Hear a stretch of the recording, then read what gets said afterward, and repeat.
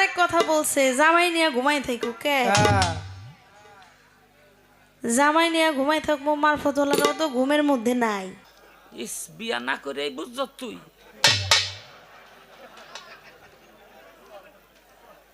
12-13 বছর বয়স কয় হ্যাঁ। এই এক রিক্সাওয়ালার বৎসর বৎসর খালি মাইয়া হয়, 12-13টা হইছে, গনেও নাই মনের দুঃখে কয়টা হইল। তো বউ কয় যে খালি 12-13টা মাইয়া হইলো, এইবারও তো আমি পোয়াতি। পোয়াতি তো বুঝেন? ইস, বিয়া না করে বুঝছ তুই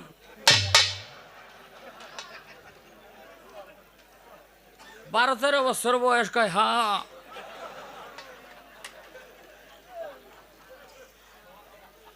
হ্যাঁ, তো পোয়াতি মানে গর্বের সন্তান। তো বেডি কয় রিক্সাওয়ালারে, হনসনি গো, কয় কি? কয় এবারও তো পোয়াতি, আল্লাহর কাছে কম না, এইবার যেন আমাকে একটা পোলা আল্লাহ দেয়। তো আল্লাহর কাছে হাতু দেয়, কয় আল্লাহ 12-13টা মাইয়া হইছে, তোমার কাছে কত কান্দাকাটি করলাম, খালি মাইয়াই হয়। তো এইবার তোমার কাছে আমার একটু এই চাওয়া, যদি একটা পোলা দেও আমি শয়তান রেখক তো খাওয়ামু। ওই যে এক বেটা, এই এই এই এটাকে এটাকে এটাকে এটাকে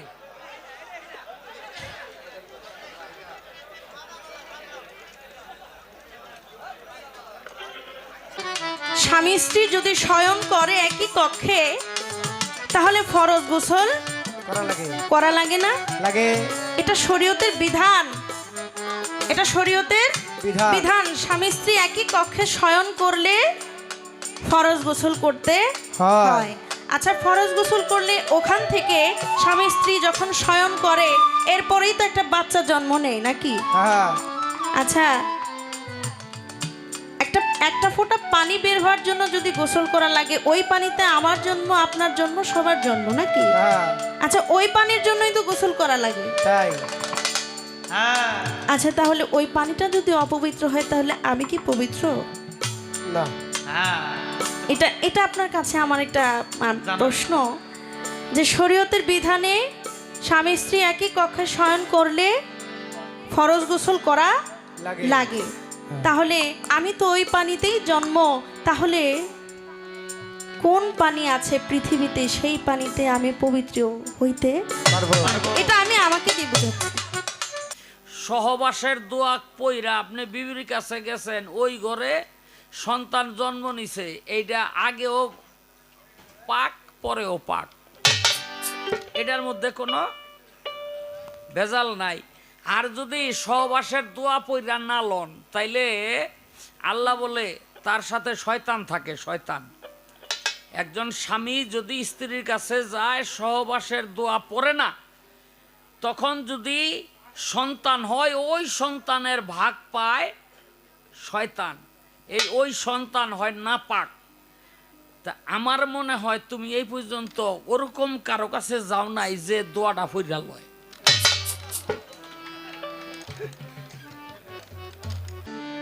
আজকের পালা এলমে শরীয়ত এবং এলমে মারিফত। শুধু বাংলায় নয়, বহির্বিশ্বে যার সুনাম খ্যাতি ছড়িয়ে আছে, জনাব শাহ আলম সরকার, তাকে দেয়া হয়েছে এলমে শরীয়তের ভূমিকায়। এবং বাংলাদেশে যদি কোনো ক্ষুদ্র নগণ্য শিল্পী থেকে থাকে, আমি আপনাদের জান্নাত বৈদেশী, আমাকে দেয়া হয়েছে এলমে মারিফতের ভূমিকা। আসলে যে বড় দায়িত্বটি আমাকে দেয়া হয়েছে তার উপযুক্ত আমি নই, তার উপযুক্ত আমি নই, তারপরও সাহস দিয়ে আপনারা দাঁড় করিয়েছেন। এমন একজন মানুষের সাথে আপনারা আমাকে দাঁড় করিয়েছেন যার সামনে দাঁড়ানোর মতো যোগ্যতা আমার নেই। আজকে যিনি সারা রাত্র যার সাথে আমি গাইব, তিনি হচ্ছেন একটি এলইডি লাইট। এই যে আজকে লাইটগুলো জ্বলছে, তিনি হচ্ছে এলইডি লাইটের স্বরূপ। আর আমি হচ্ছি ছোট্ট একটা মোমবাতি। এলইডি লাইটের কাছে মোমবাতির কোনো দাম আছে? আছে? এলইডি লাইট যখন জ্বলে তখন মোমবাতির আলোতে কিছু হয় না। আজকে যার সাথে আমার গান, তিনি যেন তার সাথে সাথে আমাকে নিয়ে যায়। যে দায়িত্ব আমাকে দিয়েছেন, আমি তো অত কথা জানি না। মঞ্চে যে মুরব্বী বাবাজিরা বসে আছে বা সামনে ডানে বামে যারা বসে আছে, তারা যতদিন ধরে গান শুনে আমার বয়সও তত হয় নাই। তাই আপনাদেরকে কথা বলে গান শুনিয়ে সন্তুষ্ট করব এমন কোনো ক্ষমতা আমার নেই। তারপরেও যার দরবারে এসেছি, দয়াল বাবা বুচাই সাহেব, তার যদি কৃপা দৃষ্টি থাকে, আল্লাহর যদি রহমত থাকে, সাধুগুরু বৈষ্ণবের যদি দয়া থাকে, তাহলে সারা রাত্রের মধ্যে দু চারটি গানের মাধ্যমে আপনাদের আত্মার খোরাক দেওয়ার আমি চেষ্টা করব। পালায় যাওয়ার আগে বলতে চাই, আমার গাওয়ার কোনো ক্ষমতা নাই, আমার গাওয়ার কোনো সাধ্য নাই। তবে যার দরবারে এসেছি, তিনি যেন আমার এই রওশনাতে বসে তার কথা সে নিজে বলে, তার গান যেন সে নিজেই গায়। যে বেশি কথা বলে তার ভুল হওয়াটাই স্বাভাবিক, যে বেশি কথা বলবে না তার ভুলও হবে না। তাই পালা করতে গেলে অনেক কথা চলে আসে, অনেক ভুল ত্রুটি হতে পারে, সকলে আল্লাহর ওয়াস্তে মাফ করে দিবেন। পালায় যাব, তবে এতবার ঘুরুন্ডি দিলে ভিতরে আর কিছু থাকে না। কয়বার যে ঘুরলাম, তবে মালিক চাইলে অনেক কিছুই করতে পারে। ফকির লালন সাইজির একটি কালাম আছে, কপালের নাম গোপাল চন্দ্র, কপালের নাম গোয়ে গবরে, যা করে কপালেই করে। আবার অনেক সময় দয়াল চাইলেও অনেক কিছু হইতে পারে। তাই আমরা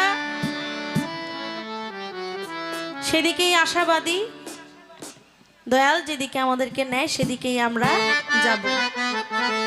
পালায় প্রবেশ করব, একটি গান আমি রাখবো। গানের মাঝে আমাদের শরীয়তের যিনি আজকে আলেম, তার কাছে গানে গানে আমি কিছু জানতে চাইব। আমার রাসূল পাক বলেছেন, শরীয়ত হচ্ছে তার মুখের বাক্য, জবান। তরিকত তার পথ, হাকিকত তার অবস্থান, মারিফত হচ্ছে তার নিগুড় রহস্য। তাই সেই মারিফতের ভূমিকা নিয়ে আমি গান করব। যে মারিফত করে অথচ শরীয়ত করে না, তার মারিফত করা হয় না। যে শরীয়ত করে কিন্তু মারিফত করে না, তার কোনো শরীয়তের ধারে কাছেও সে থাকে না। তাই সবগুলো নিয়েই আমাদের চলতে হবে। আজকের আলেম সাহেব তিনি কেমন বা তিনি কোন ধরনের আলেম আমি জানি না, তবে আপনার কাছে মৌখিকভাবে আমি একটু জানতে চাইবো, আপনি কি হুসাইনি আলেম নাকি এজিদি আলেম? তার পরিচয়টা আপনি একটু দিয়ে যাবেন। আর গানে গানে আপনার কাছে আমার কিছু জানতে চাও।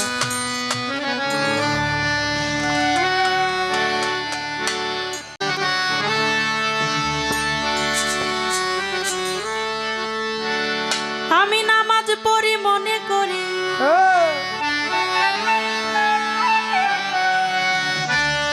ও নামাজ পড়ি মনে করি, ও যুগ গোসল হলো কার কাছে মনের কথা কই। ভাইজান, আপনি আমার এগুলো একটু বন্ধ করে একটু আউটপুটটা দেন তো। আমি এইটার আওয়াজ পাচ্ছি কিন্তু এটা পাচ্ছি না। এটা খুবই খারাপ লাগে যখন এক পাশে পাই আর এক পাশে পাই না। এটা একটু বন্ধ করে, এটা একটু বাড়ান, এটা বাড়ান, অনেক বাড়ান। হ্যালো, বাড়ান, আরো বাড়ান। হ্যালো, মাইক কো? মাইক কি আছে ভাইজান? মাইক নাই? এটা আরেকটু বাড়িয়ে দেন, সব কিছু দেন দেন। হ্যালো হ্যালো হ্যালো,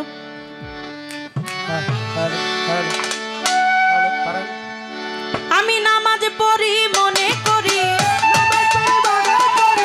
নামাজ পড়ি মনে করি, ওযু গোসল হলো কই, কার কাছে মনের কথা কই, নামাজে মন বসে কই গো, নামাজে মন বসে কই, কার কাছে মনের কথা কই।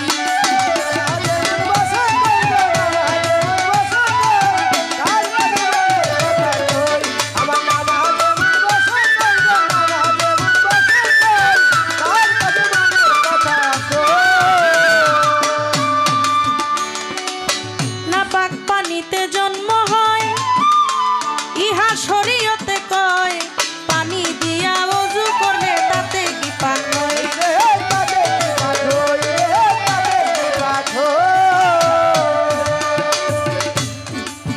না পাক পানিতে জন্ম হয়, ইহা শরীয়তে কয়, পানি দিয়া ওযু করলে তাতে কি পাক হয়।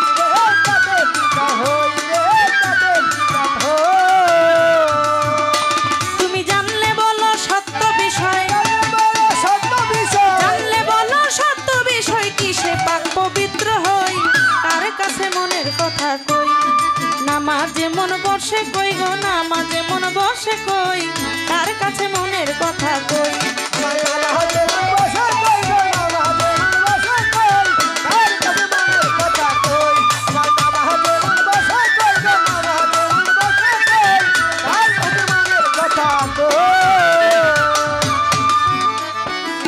পাক পানিতে ওযু হয় শুনি, কোথায় মিলে সেই পানি, নদীর পানি অপবিত্র বলেছেন জ্ঞানী।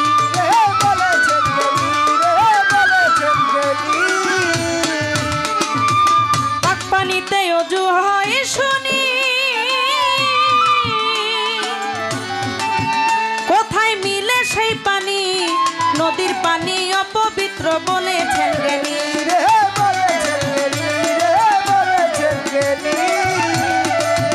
তুমি খুলে বলো ইহার মাইনি,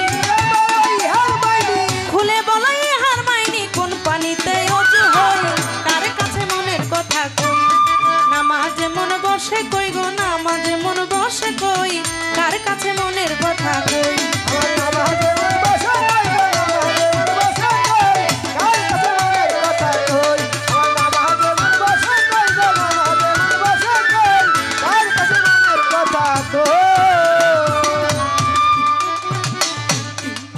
গেল না মনের গন্ডগোল, বাঁধলো বিষম গন্ডগোল, আদি কথা জানিতে চাই, নামাজে কি ফল।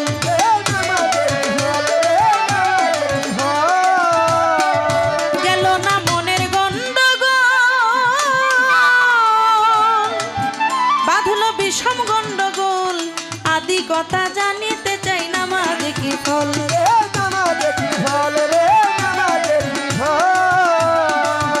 ভেবে রজ্জব কয় মোর জনম বিফল, রজ্জব কয় মোর জনম বিফল, আসল নামাজ হলো কই, কার কাছে মনের কথা কই, নামাজে মন বসে কই গো, নামাজে মন বসে কই, কার কাছে মনের কথা কই।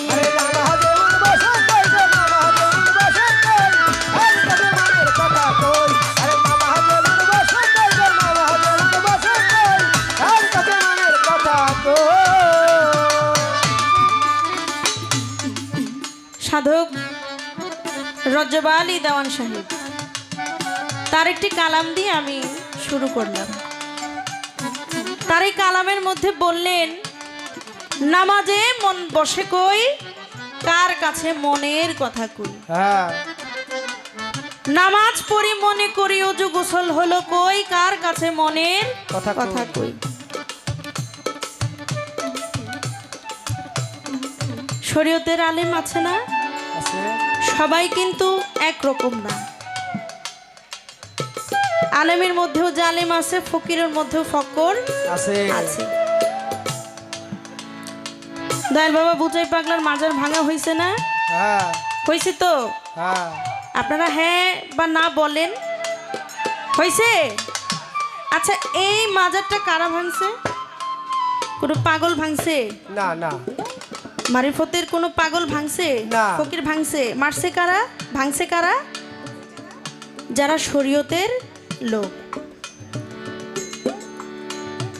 এটা ছাড়াও যারা শরীয়তের কিছু মানুষ আছে, তারা বিভিন্ন মাজারে গিয়ে পাগল ফকিরদের উপরে খুব হামলা, হ্যাঁ খুব মারধর, তাদেরকে পবিত্র করে। হ্যাঁ যে তুমি কতদিন গোসল করো না, তুমি নামাজ পড়ো না, তোমার ওযু নাই, হ্যাঁ তোমার পবিত্রতা নাই। মানে একটা পাগলকে শরীয়তের আলেম পবিত্র করে গোসল করে। আপনারা দেখেন নাই সোশ্যাল মিডিয়ায় হ্যাঁ একজন পাগলকে শরীয়তের আলেম গোসল করায়া পবিত্র করে। তাই সাধক রজ্জব আলী দেওয়ান সাহেব তার কালামের মধ্যে বললেন, নাপাক পানিতে জন্ম হয়, ইহা শরীয়তে কয়, পানি দিয়া অজু করলে তাতে কি পাক হয়? আরে আরে স্বামী স্ত্রী যদি শয়ন করে একই কক্ষে, তাহলে ফরজ গোসল করা লাগে না? লাগে। এটা শরীয়তের বিধান, এটা শরীয়তের বিধান। স্বামী স্ত্রী একই কক্ষে শয়ন করলে ফরজ গোসল করতে হয়। আচ্ছা, ফরজ গোসল করলে ওখান থেকে স্বামী স্ত্রী যখন শয়ন করে এরপরেই তো একটা বাচ্চা জন্ম নেয় নাকি? আচ্ছা, একটা ফোঁটা পানি বের হওয়ার জন্য যদি গোসল করা লাগে, ওই পানিতে আমার জন্য, আপনার জন্য, সবার জন্য নাকি? আচ্ছা, ওই পানির জন্যই তো গোসল করা লাগে। আচ্ছা, তাহলে ওই পানিটা যদি অপবিত্র হয় তাহলে আমি কি পবিত্র? না। এটা আপনার কাছে আমার একটা প্রশ্ন, যে শরীয়তের বিধানে স্বামী স্ত্রী একই কক্ষে শয়ন করলে ফরজ গোসল করা লাগে, তাহলে আমি তো ওই পানিতেই জন্ম, তাহলে কোন পানি আছে পৃথিবীতে সেই পানিতে আমি পবিত্র হইতে পারবো? এটা আমি আমাকে দিয়ে বুঝাচ্ছি। কোথায় সেই পানি আছে যেই পানি দিয়ে পবিত্র হওয়া যায়? এটা কি কলের পানি, নদীর পানি, সাগরের পানি, পুকুরের পানি, না কোন পানি? সাধক তার কালামের মধ্যে বললেন, পাক পানিতে অজু হয় শুনি, কোথায় মিলে সেই পানি? নদীর পানি অপবিত্র বলেছেন জ্ঞানী। নদীর পানিও নাকি অপবিত্র? নদীর পানিতে লঞ্চ স্টিমার চলে না, সেখানে মলমূত্র কি ফেলে না মানুষ? একই ঘাটে কাপড় চোপড় ধুইতেছে, তারপর গরু গোসল করাইতেছে, থালা বাসন ধুইতেছে, সব কিছুই হচ্ছে, ময়লাই তো ফালায় নাকি? ময়লা কাপড় চোপড়ই তো ওইখানে ধোয়, তাহলে সেটা পবিত্র হলো কিভাবে? আসলে কোন পানি দিয়ে অজু গোসল করা যায়? লাস্টের অন্তরায় বলা হয়েছে, গেল না মনের গন্ডগোল, বাঁধলো বিষম গন্ডগোল, আদি কথা জানিতে চাই নামাজে কি ফল। আসলে নামাজ কিভাবে পড়তে হয় আর সঠিক পদ্ধতি কি, আর সঠিকভাবে পড়লে তার ফলটা কি, আমি আপনার কাছে এই ছোট্ট করে প্রথমবারের মতো জানতে চাই। আশা করি সুন্দরভাবে আপনি বুঝিয়ে দিবেন।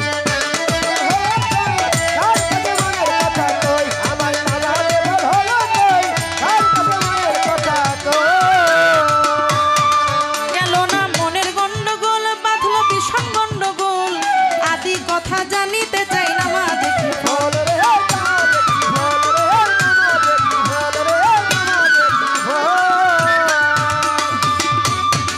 গেল না মনের গন্ডগোল,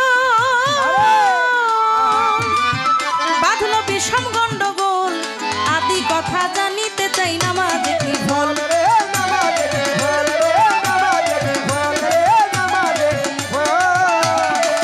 ভেবে রজ্জব কয় মোর জনম বিফল, রজ্জব কয় মোর জনম বিফল, আসল নামাজ হইল কই, কার কাছে মনের কথা কই, নামাজে মন বসে কই গো, নামাজে মন বসে কই, কার কাছে মনের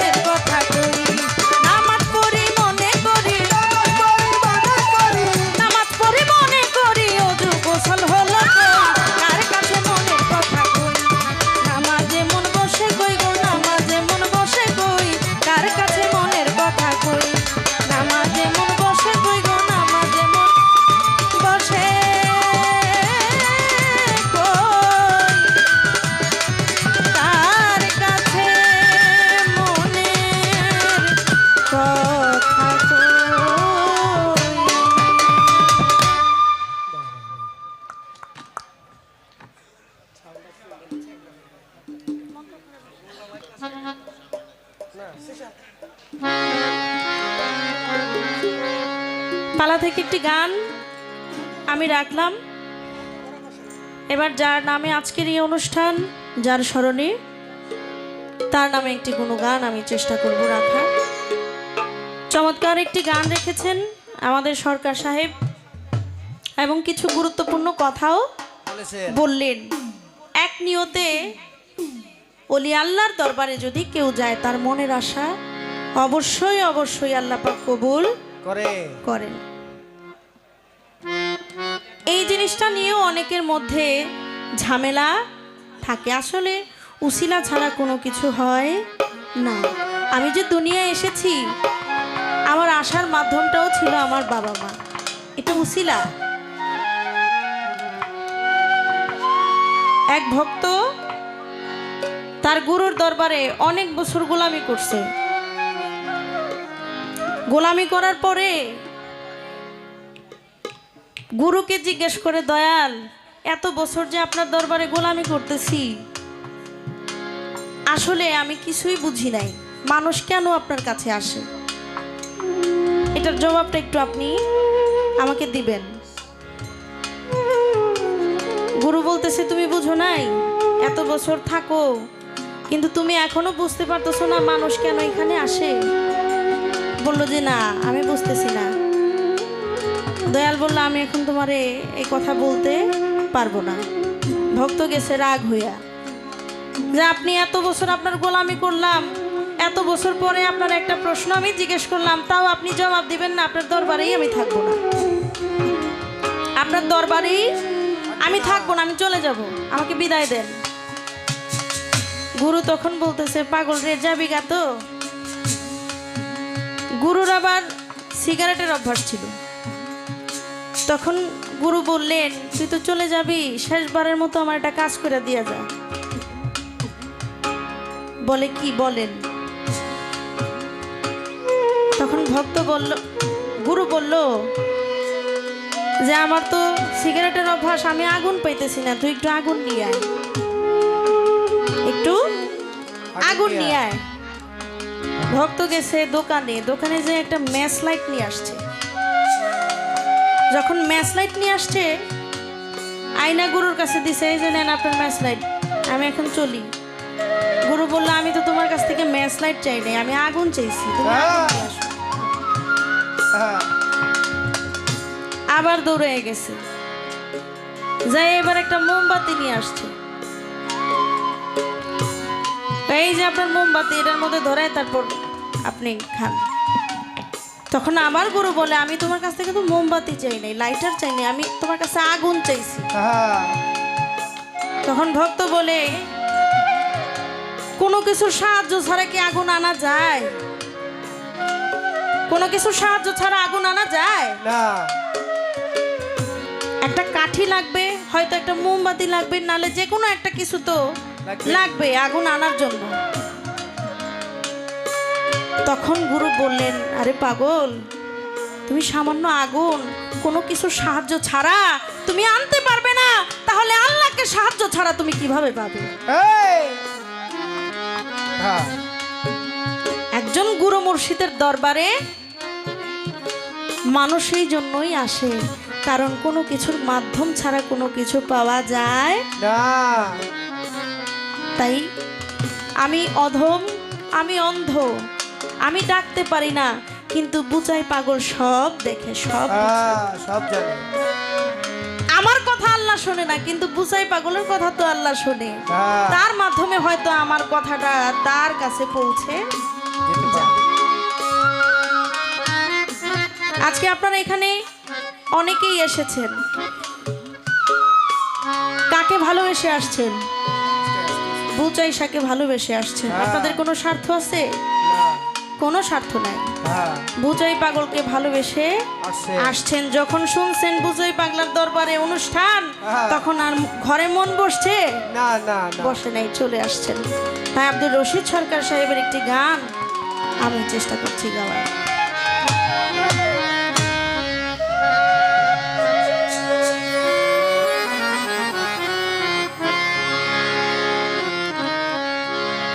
আমার মন তো ঘরে বসে না রে, গান তো ঘরে বসে না, বুচাই পাগলার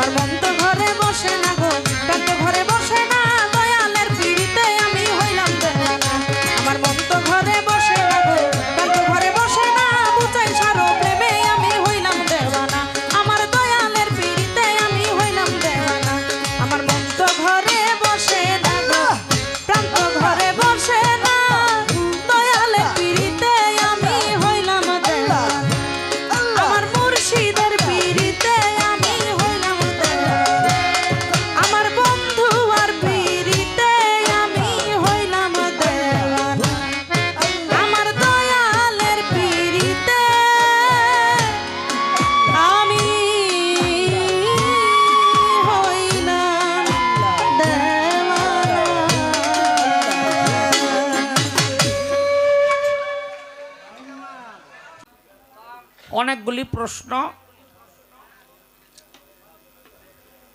আলেম,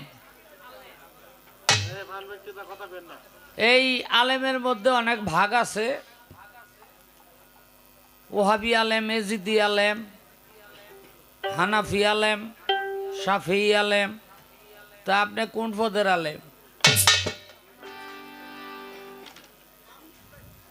এরপরে একটা গান করলেন, আমার অজু গোসল হইল কই, নামাজে মন বসে কই, কার কাছে মনের কথা কই, মনের বেদন কই। আহ, নাপাক পানিতে জন্ম হয় শুনি, কোন ইহা ভাই ইকুটা বন্ধ করে দেন। এই যে নাপাক মিলবো কেন? পানিতে জন্ম হয় ইহা শরীয়তে কয়। হ্যাঁ, নদীর পানি, হ্যাঁ পানি দিয়া উজু করলে তাতে কি পাক হয়?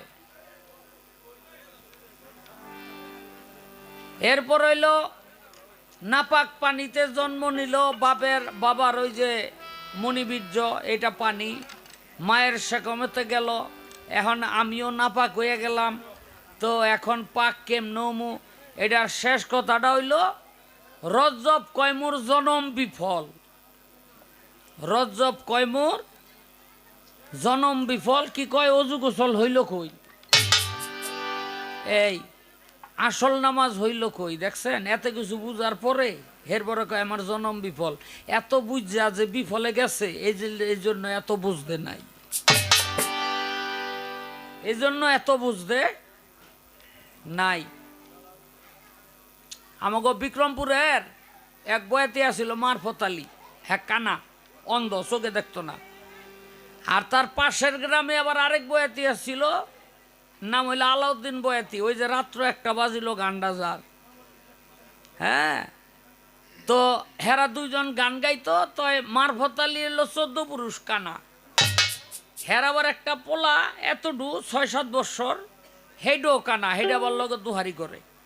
তাই আলাউদ্দিন বয়াতি জিগাইতো যে এই যে কানা, লুলা, ল্যাংরা, অন্ধ কিভাবে হয়? তাই বিনাইয়া বিনাইয়া জবাব করতো, চন্দ্র হেনে থাকলে কানা হয়, ওহনে থাকলে ল্যাংরা হয়, ওহনে থাকলে লুলা হয়। বুঝলেন নি? ওই যে 24.5 চন্দ্র, হ্যাঁ দেহের মধ্যে, এটা যদি চোখে থাকে ওই সময় নারীর কাছে গেলে অন্ধ হয়, এটা যদি হাতে থাকে ওই সময় গেলে লুলা হয়, ওই চন্দ্র যদি পায়ে থাকে ওই সময় নারীর কাছে গেলে ল্যাংরা হয়। এরকম বিনাইয়া বিনাইয়া কইতো। চন্দ্র যদি কপালে থাকে তাইলে এই ওই লোক ওই সময় নারীর কাছে গেলে অলিয়া উলিয়া হয় সন্তান, এরকম কইতো। হ্যাঁ, সে আলাউদ্দিন বয়াতি উঠটা থাপা দাহের ফোলাটারে ধরতো, যেটা কানা, হেডার উঠে কইতো ভাই যে এত বোঝে হের ফোলাটা কানা হইল কেন? বুঝলেন নি? তাই না, আমার কত হইল জান্নাত বৈদেশি, যে এত বোঝে হের জন্মটা বিফল গেল কেন? তাইলে তার বুঝার মধ্যে ভুল আছে। শরীয়ত মতো বিবি ঘরে তুললা নিছেন, মনে রাখবেন, শরীয়ত মতো বিবি ঘরে তুললা নিছেন, সহবাসের দোয়া পইরা আপনি বিবির কাছে গেছেন, ওই ঘরে সন্তান জন্ম নিছে, এইটা আগেও পাক পরেও পাক, এটার মধ্যে কোনো ভেজাল নাই। আর যদি সহবাসের দোয়া পইরা না লন, তাইলে আল্লাহ বলে তার সাথে শয়তান থাকে, শয়তান। একজন স্বামী যদি স্ত্রীর কাছে যায়, সহবাসের দোয়া পড়ে না, তখন যদি সন্তান হয়, ওই সন্তানের ভাগ পায় শয়তান, ওই সন্তান হয় নাপাক। তা আমার মনে হয় তুমি এই পর্যন্ত ওরকম কারো কাছে যাও নাই যে দোয়াটা পড়া লয়।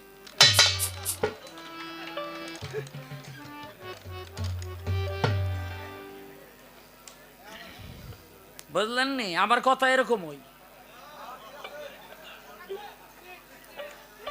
হ্যাঁ বুঝলেন নি? ওই পানিও পাক, দোয়া পইরা লইলে ওই পানিও পাক, আর ওই জন্ম পাক। কয় নদীর পানি দূষিত, এই কে কইছে? 40 মনের অধিক পানি যেখানে থাকবে, 40 মন, 40 মনের পানির মনের অধিক পানি যেখানে থাকবে সেটাই পাক।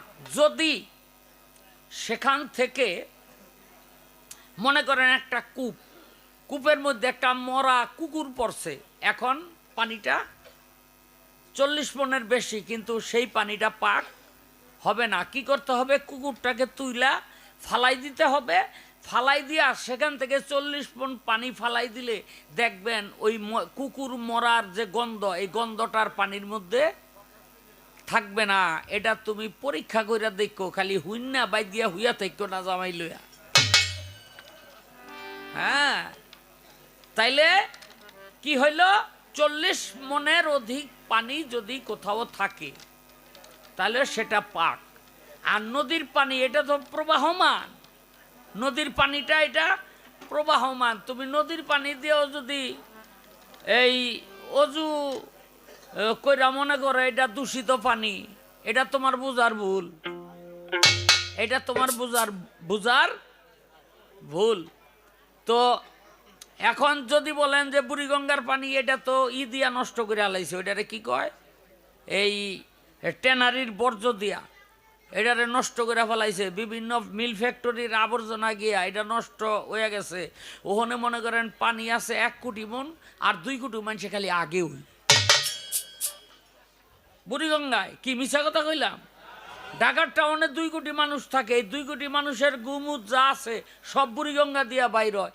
তো বুড়িগঙ্গায় পানি আছে 1 কোটি মন, 1 কেজি করে পড়ে একজনের বাগে, তো এটা নাপাক থাকবো না? তুমি ধলেশ্বরীতে যাও না, ওইটাই তো পবিত্র। তুমি পদ্মায় যাও না, আরে বাপ রে বাপ, তোমার মতো কত যুবক যুবতী ওইটার মধ্যে ডুবাইয়া গোসল করতেছে পবিত্র মনে করিয়া। হ্যাঁ, এই যে সনাতন ধর্মের ওই যে কি কয় লাঙ্গল বন্ধর স্থান গিয়া দেখো না, এদিক দা মাল ভাসতেছে ওদিক দা মাল ভাসতেছে, তারপরও পাক মনে করে হম মানে এই সনাতন ধর্মের লোক ডুবাইতেছে।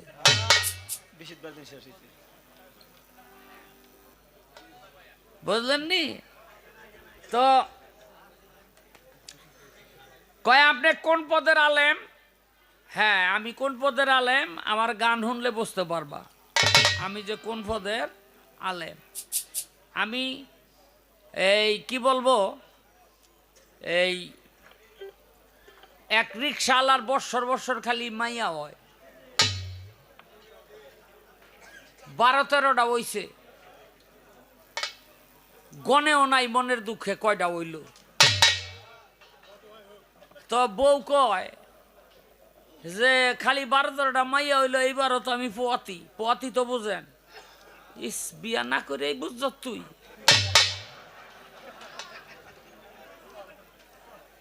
বারো 13 বছর বয়স। কয় হ্যাঁ।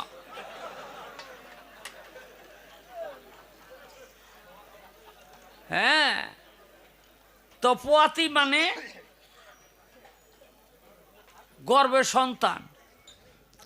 তো বেডি কয় রিক্সাওয়ালারে, হনসনি গো, কয় কি? কয় এইবারও তো পোয়াতি, আল্লাহর কাছে কম না, এইবার যেন আমাকে একটা পোলা আল্লাহ দেয়। তো আল্লাহর কাছে হাতু দেয়, কয় আল্লাহ 12-13টা মাইয়া হইছে, তোমার কাছে কত কান্দাকাটি করলাম, খালি মাইয়াই হয়। তো এইবার তোমার কাছে আমার একটু এই চাওয়া, যদি একটা পোলা দেও আমি শয়তান রে একক তো খাওয়ামু, শয়তান রে একক তো খাওয়ামু। আল্লাহ তো 1 পোলা দিছে, মানে বউ কয় শয়তান রে একক তো খাওয়াইবা, যাও না। এখানে যার কাছেই যায়, বুঝলেন নি, হ্যারেই যারেই জিগায় হ্যাঁ কয় ধরবে আমি শয়তান। এলাকার মধ্যে কিছু কিছু শয়তান প্রকৃতির মানুষ আছে না? হ্যাঁ, ওই যে একবার এই এই এই এটাকে এটাকে এটাকে এটাকে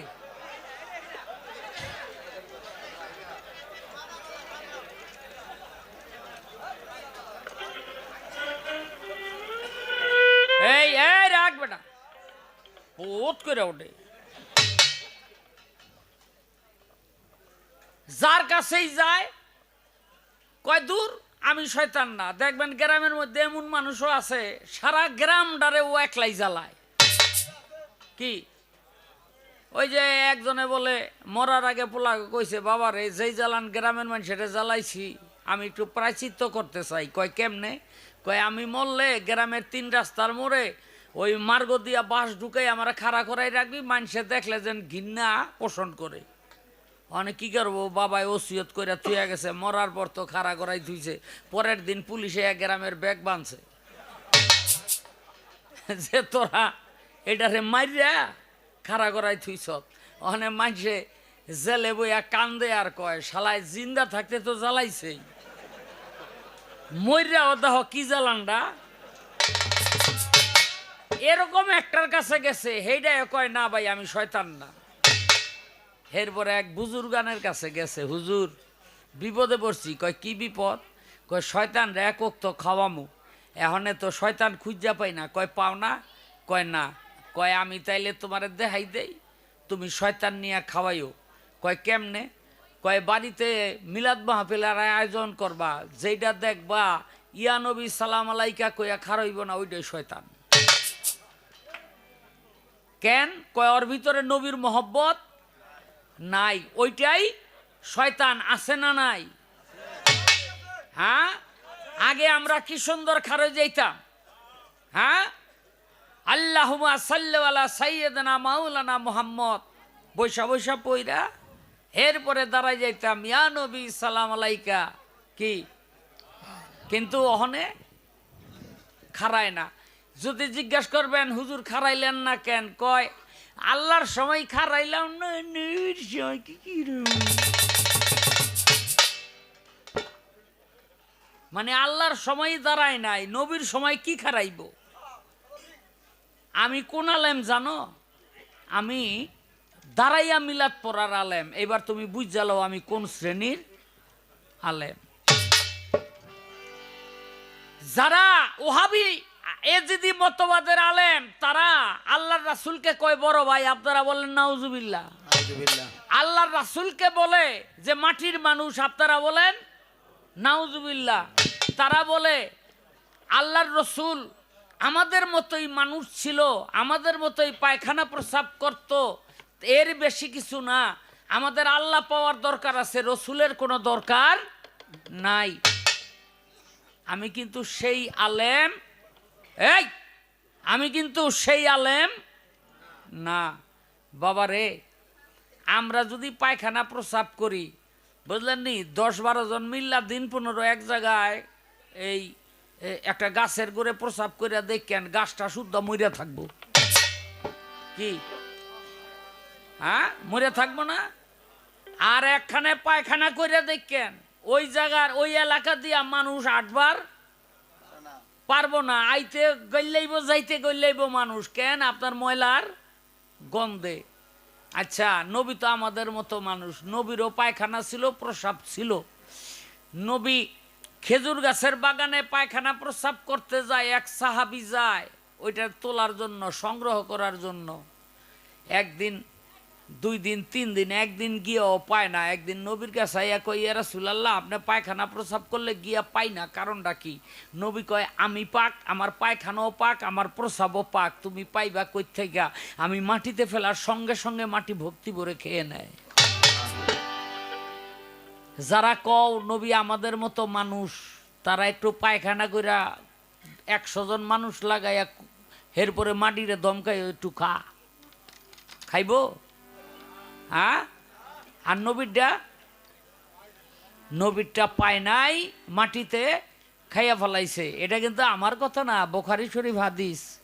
আমার কথা মনে করে কেউ বাড়িতে যাইবেন না, এগুলো হলো বুখারী শরীফ হাদিস, সবচেয়ে সর্বশ্রেষ্ঠ হাদিস। বাবারে, শেষ রাতে উঠান নবী একটা পাত্রের মধ্যে কি যেন খোঁজে। বিবি কয় কি খোঁজেন? কয় প্রস্রাব করে রাখছিলাম। কয় কই? কয় এই পাত্রে।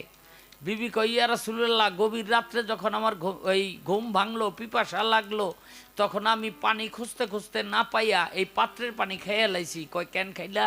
কয় এই জন্য খাইলাম যে এই পাত্রের থেকে, এই পানির থেকে মেশকাম্বরের ঘ্রাণ বাহির হইতেছিল। আমি ভাবলাম জিব্রাইল আপনাকে পানি পান করার জন্য দিয়া গেছে জান্নাত থেকে, এটা মনে করে আমি খাইছি। আমার নবী কয় বিবি এটা তো জান্নাতি পানি না, আমার প্রস্রাব ছিল, তুমি খাওয়ার কারণে তোমার দেহটা অধিকতর পবিত্র হয়ে গেল। আমার প্রস্রাব খাওয়ার কারণে তোমার দেহটা অধিকতর পবিত্র হয়ে গেল। আচ্ছা, যারা কোন নবী আমাদের মতো মাটির মানুষ ছিল, হ্যাঁ একটু প্রস্রাব কইরা বিবির সামনে নিয়ে ধৈর্য কয়েন নে খা, পবিত্র হয়ে যাবি। খাইব? গ্রামের মানুষরা সব একখানে কইরা লাইব, কি হিসে ওর ভাত খামু না।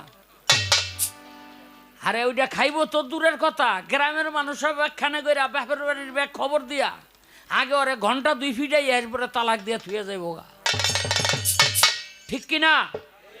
তাহলে নবী আমাদের মতো মানুষ হতে পারে না, আমাদের বড় ভাইও হতে পারে না। কোরআনের জায়গায় জায়গায় আল্লাহর হাবিবের স্ত্রীদেরকে বলেছেন উম্মুল মানে জননী, মায়ের সম্মান দিছে, কিন্তু নবীকে কোথাও বাবার সম্মান দেয় নাই। কেন দেয় নাই জানেন? নবী বাবাও না, নবী আমাদের ভাইও না, নবী আমাদের পিতাও না। কোরআনের মধ্যে বলেছে আল্লাহ রাসূল কোনো বয়স্ক পুরুষের পিতা না। তাহলে নবীকে এই জগৎ সংসারের যে সম্পর্ক, এর ঊর্ধ্বে আল্লাহর সাথে একটা সম্পর্ক আছে, সেই সম্পর্কধারী হলো আল্লাহর রাসূল। নবী আমাদের মতো কেউ না। আয়েশা সিদ্দিকা কয়, ইয়া রাসূলুল্লাহ, আপনি যে নূরের নবী, তো এইটা কেমনে বিশ্বাস করি? নবী কয়, তোমার ওড়নাটা দিয়ে আমার বান দাও। কইসা বানছে, কইসা বান দিছে। এই যেই বান দেয় আর শক্ত করে ধরতে কয়, নবী আস্তের উপরে বানের থেকে সইরা খাড়ি থাকে। 1 বার 2 বার 3 বার। আয়েশা কয়, বান দিয়া রাখন যায় না কেন? কয়, কেমনে রাখবা? নূর কোনোদিন বাইধা রাখা যায়? নূর কখনো বেঁধে রাখা যায় না। এজন্য তোমাকে আমি প্রমাণ দিলাম আমি যে নূরের নবী। যেই নবী নূরের নবী, সেই নবীকে আমি বিশ্বাস করি। এই জন্য আমি ওহাবি এজিদি মতবাদের আলেম না। তুমি কোন জাতের ফকির আমি একটু টেস্ট করুম, আগে একটা গান গাইয়া লই।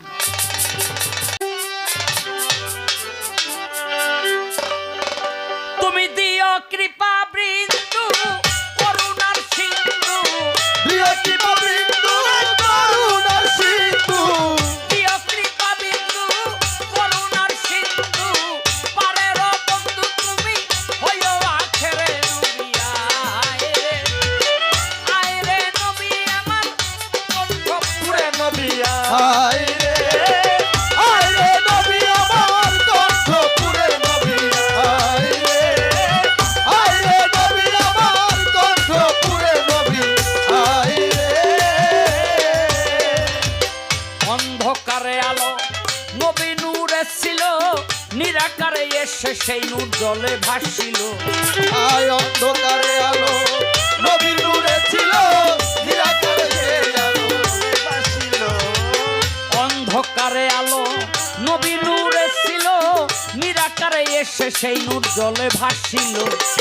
সেই নূরের সংসার কুদরতে মাওলা, সেই নূরের সংসার কুদরতে মাওলার, সেই নূরের সংসার কুদরতে মাওলার, সারে জাহান তৈয়ার আমার মুহাম্মদী নূরে নবী।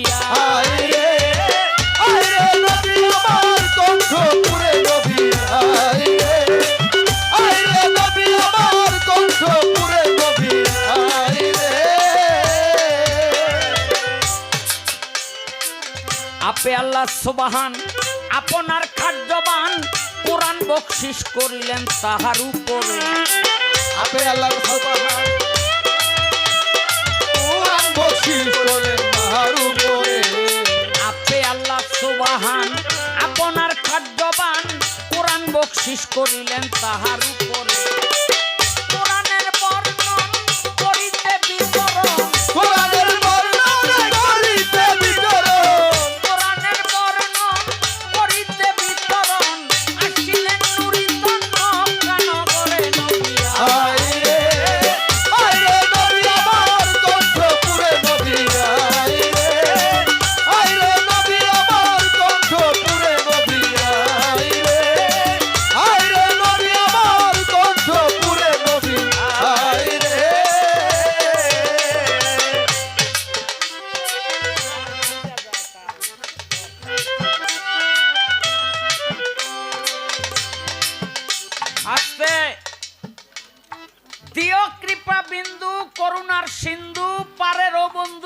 হইও আখেরে নবী আয়রে আয়রে নবী আমার কণ্ঠপুরে আয়। তুমি কোন আলেমের মুখে এরকম গান শুনছ? হ্যাঁ বুঝা দাও আমি কোন ডকের আলেম। নবী একদিন এক রাস্তা দিয়া যায় আর এক সাহাবী হইল লগে। সাহাবী কয় ইয়া রাসূলুল্লাহ আপনার মুখে একদিন শুনছিলাম এই 18,000 মখলুকাতের নবী আপনি নিজে, এটা কি সত্য? নবী কয় হ। কত মখলুকাত কি? নবী কয় ধরো একটা সরিষাও মখলুকাত, একটা সরিষাও একটা মখলুকাত। কয় এই সরিষার ভিতরে আপনি নবী? কয় হ। কয় তাহলে সরিষা তো এতটুকু, আপনি তো এত বড়, এর মধ্যে আপনি নবী হইলেন কেমনে? আমার নবী কয় তুমি দেখতে চাও? কয় দেখান। কয় একটা সরিষার লও।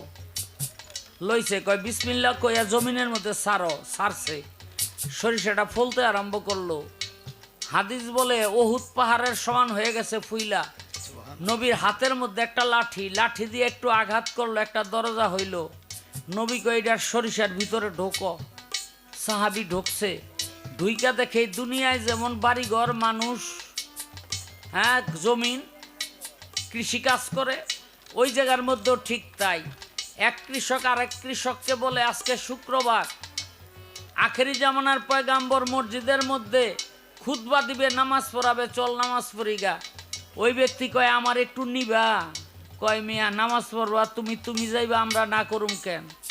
হেগলগে গিয়া বইছে তো মসজিদের এক কোনায়, মানে এর ভিতরে লগা যে ওই নবী এই নবী কিনা আমি একটু দেখুন। কোনার মধ্যে গিয়া বইয়া চুপ করে রয়েছে, দেখে যে সেই নবী ওই আইছে। মনে মনে চিন্তা করে আমার এ দিক দিয়া পাঠাই দিয়া নবী মনে হয় ও দিক দিয়ে আইছে। এখন খুতবা আরম্ভ করছে, খুতবা থুইয়া তো আর যাইতে পারবো না। আমার আবার কি এর নামাজ দৌড় পড়ে গেছে গাম ওই সরষার বাইরে গিয়া দেখে লাঠি ভর দিয়া নবী দাঁড়াই রইছে। নবী কয় ইয়া রাসূলুল্লাহ, সাহাবী কয় ইয়া রাসূলুল্লাহ আপনি যেই জায়গায়, কয় তো ভিতরে কি দেখলা? কয় ভিতরও আপনি হেনো আপনি। আমার নবী কয় সাহাবী এইবার বিশ্বাস হইছে আমি যে মখলুকাতের নবী, 18,000 মখলুকাতের নবী? সাহাবী কয় ইয়া রাসূলুল্লাহ আমার মাফ করেন। হ্যাঁ, এই জন্য কবি বলেছেন তুমি দিও কৃপা বিন্দু করুণার সিন্ধু, পারেরও বন্ধু তুমি হইও আখেরে আয়রে নবী আমার কণ্ঠপুরে আয়রে। আমি সেই নবীতে বিশ্বাস করি যেই নবী সর্বময় বিরাজমান। যেই নবী সর্বময় বিরাজমান না, সেই নবীতে আমার কোনো বিশ্বাস নাই। হাতে কোরআন খানি, ললাটে নুরানি, শাহাদাতের বাণী নবী ঠোঁটের উপর। হাতে কোরআন খানি, ললাটে নুরানি, শাহাদাতের বাণী নবী ঠোঁটের উপরে। হাতে কোরআন খানি, ললাটে নুরানি, শাহাদাতের বাণী নবী ঠোঁটের উপরে। ওরে ভণ্ড বেঈমানের দল হইয়া যাবে রসাতল, ভণ্ড বেঈমানের দল হইয়া যাবে রসাতল, ভণ্ড বেঈমানের দল হইয়া যাবে রসাতল। খালি কয়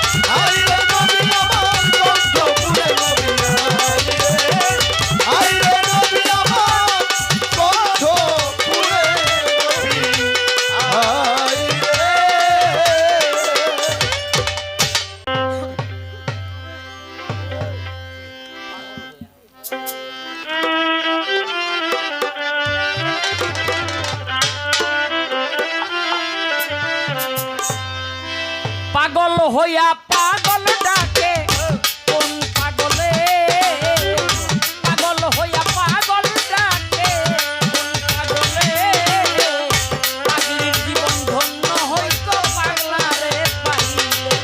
আয় পাগল হইয়া পাগল ডাকে কোন পাগলে, পাগল জীবন ধন্য হইতো পাগলারে পাইলে।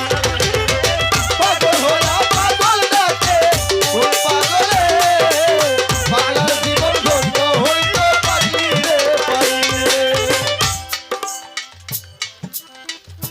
আমার কাছে প্রশ্ন বারে শোনেন দিয়া মন, যেভাবেতে আমার কাছে রাখলে না লাপন। দেখো বলে বোচাই বাবার মাজার ভাঙছে, একটা গুরুত্বপূর্ণ আলোচনা টেনে আনছেন, কিন্তু এই বিষয়টা টেনে না আনাই ভালো ছিল, কারণ দেশকাল পাত্র বুঝে আলাপ রাখতে হয় নাকি। তোমার দৃষ্টিতে দেখছো ভাঙছে, কিন্তু আমার দৃষ্টিতে আমি আবার দেখছি ভাঙে নাই, গড়ছে।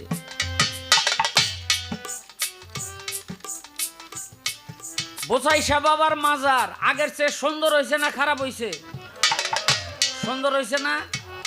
আমার হালারা না ভাঙলে এই সুন্দরটা হইতো?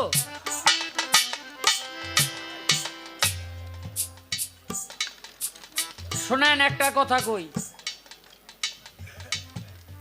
এই যে ব্রিটিশ যখন এই দেশে আসে, হ্যাঁ, এই ভূমিকে দখলে নেওয়ার জন্য তাদের কলোনি বানায় রাখলো 200 বছর, অর্থাৎ 197 বছর কলোনি বানায় রাখলো, শোষণ করলো, শাসন করলো। ওই তখন পলাশির যুদ্ধে যে নবাব সিরাজউদ্দৌলা পরাজিত হইল, ঠিক এই সময়ে একজন আল্লাহর ওলির কাছে কিছু মানুষ গিয়া বলছিল, আপনি যদি আল্লাহর দরবারে দোয়া করেন তাইলে নবাব সিরাজউদ্দৌলা এই ব্রিটিশের বিরুদ্ধে জিতবে, আমাদের আর পরাধীনতা গ্রহণ করতে হবে না।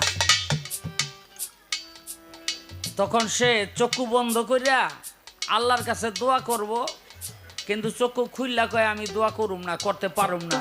কয় কেন? কয় দেখো ব্রিটিশের সৈনিকেরা যেই যুদ্ধের জাহাজ লই আইতেছে তার মাথার মধ্যে আমি হযরত খোয়াজ খিজিরে বসা দেখলাম।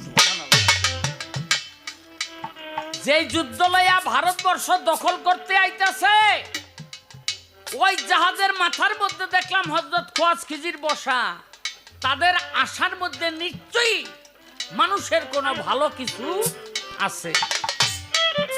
দেখেন ভারত এই দেশে আইসা শুধু ক্ষতি করে, এই ব্রিটিশ এই দেশে আইসা শুধু ক্ষতি করে নাই, উপকারও করছে। উপকার কি? নরবলি দিত, এটি বন্ধ করছে। উপকার কি? এই দেশের মানুষের শিক্ষা দীক্ষা ছিল না, এগুলো দিয়া গেছে। উপকার কি?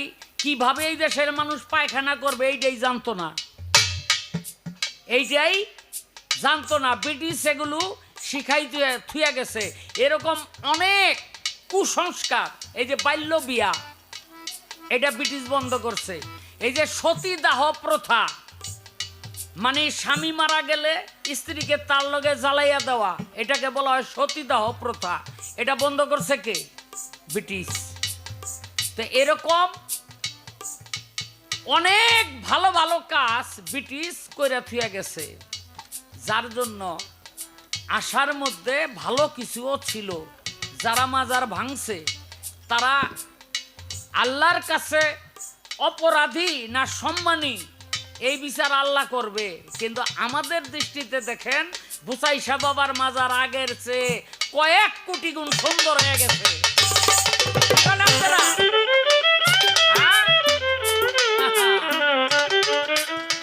শুধু বোচাইশা বাবার মাজার না, 168টা মাজার ভাঙছে। ব্যাগ কয়টা মাজারে আবার সুন্দর হইতাছে, একটা অসুন্দর না। তাহলে এর মধ্যে উপকার আছে। আসতে বাবা, যাক আমি তার বলা কোয়া শেষ করলাম। এবার তার কথার রেশ ধরে হের বলে পানি দিয়া উজু করলে উজু হয় না, পানি কইতে পাইব।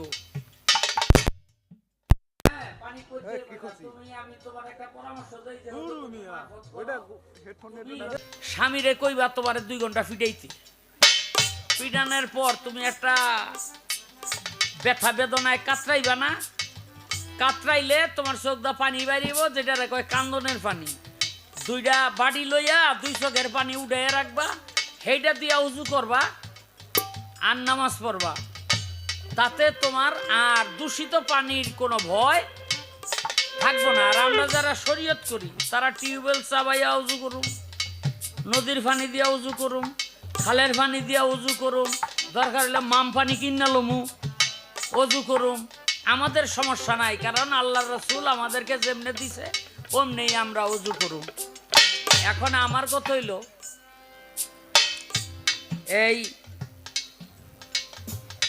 এই পৃথিবীতে মোস্তফার একজন আল্লাহর ওলি ছিল, যিনি নিজের গায়ের রক্ত দিয়া অজু কইরা 2 রাকাত শুকরিয়া নামাজ পড়ছিল। গায়ের থেকে যদি রক্ত বাহির হয় তাহলে কোনোদিন নামাজ হবে না, মনে রাখবেন। মানে অজু নষ্ট হয়ে যায়।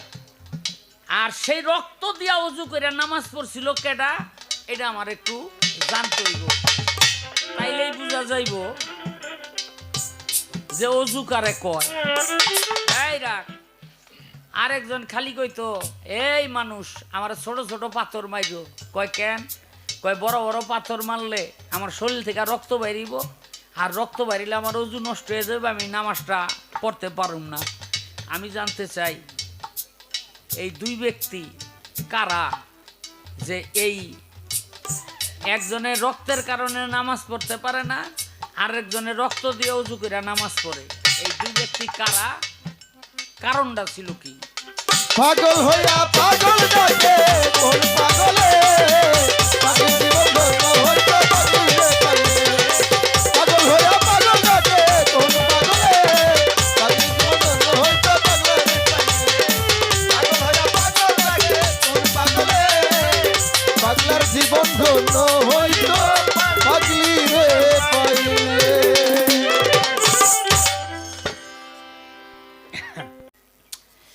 পালার গান শেষ, বোঝাই বাবার দরবারে আইছি, একটা গান গাইয়া লই। আমি পাল্লা মাল্লা বুঝি না। আমি এখানে আমাগ আব্দুর রশিদ সরকারের ভাও ধরছি, বুঝলেন নি? আমি হের ভাও ধরছি, আমি জানি হের বাউটাই ঠিক।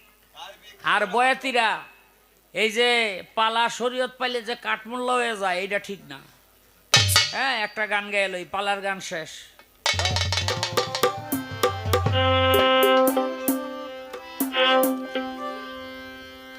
যাওয়ার যদি জায়গা রে থাকতো,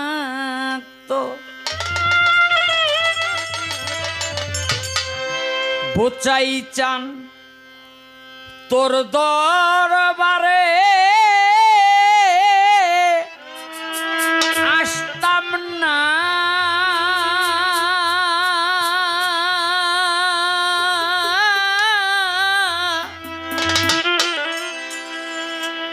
ভালোবাসা আর কেউ থাকলে তোরে ভালো বাসতাম না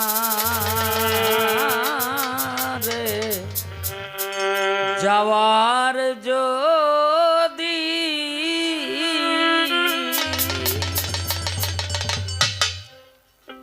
মা আপন ছিল ছেড়ে গেল, বাবা আপন ছিল ছেড়ে গেল, কি আমাকে আপন করে কেউ রাখে নাই। ঘরের স্ত্রী আপন ছিল, ছেড়ে গেল, আমাকে আপন করে রাখলো না। আমি যার ছায়ায় দাঁড়াই সেই আমাকে ছেড়ে যায়, আমি কার ছায়ায় দাঁড়ালে আমাকে ছেড়ে যাবে না? একটি মাত্র জায়গা, সেটা হলো মুর্শিদের চরণ। মুর্শিদ পদে যদি কেউ আশ্রয় নিতে পারে, তার কখনো নিরাশ্রয় হওয়ার ভয় থাকে না। তাই দয়াল গো, দয়াল বাবা বুঝাই চান, তুমি ছাড়া আমার আর কোনো যাওয়ার জায়গা নাই। যাওয়ার যদি জায়গা রে থাকতো আমার, যাওয়ার যদি জায়গা রে থাকতো, তোর দরবারে আসতাম না। ভালোবাসা আর কেউ থাকলে তোরে ভালোবাসতাম না। যাওয়ার যদি জায়গা রে থাকতো আমার, যাওয়ার যদি জায়গা রে তোর দুয়ারে আসতাম না,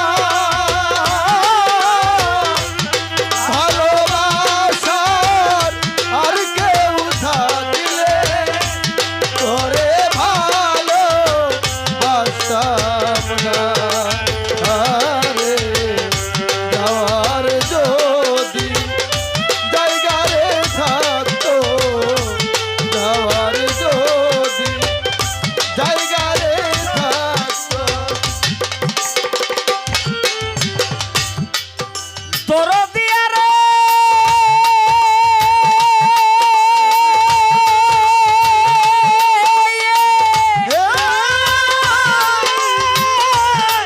দরদি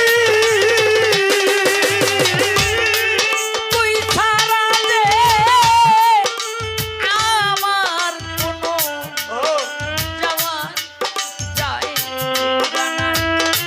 কোথায় যান তোর দরবারে, বারে বারে আমি ফিরে আসি তাই। দরদি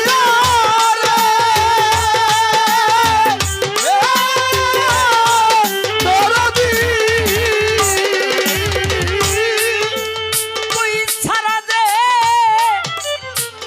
আমার কোনো যাওয়ার জায়গা নাই। দয়াল রে, তোর দরবারে বারে বারে আমি ফিরে আসি তাই। দয়াল রে, তুই না দিলে চরণে খাই। তুই না চরণে খাই, তুই দিলে রে চরণে খাই। এই অকুলে ভাসতাম না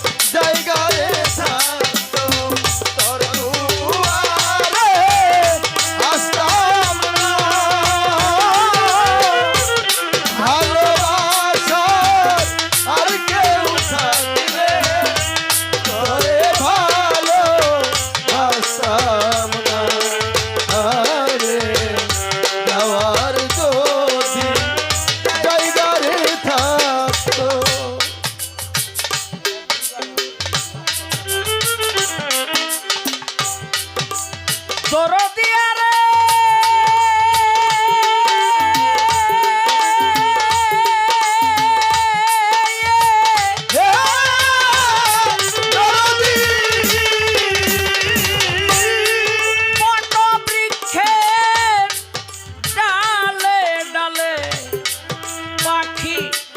করে বাস দয়াল রে পাখির ভারে বৃক্ষের কিয়া হয় রে সর্বনাশ